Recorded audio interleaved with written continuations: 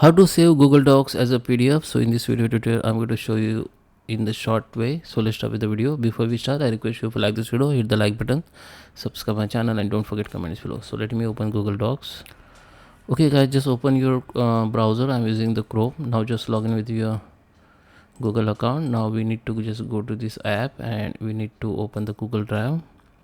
You can simply go from here, or you can simply type Google Drive here, so it will be open. Okay, now you can go to the type and select the Google Docs only, so you can see your all Google Docs file here. Okay, so I just open this one.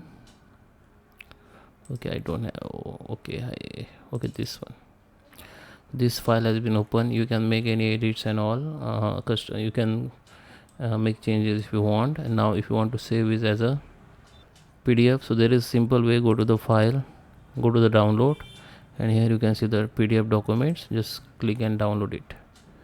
So it will be download in your computer, and if you want, you can upload again it in Google Drive like this. Go to the file,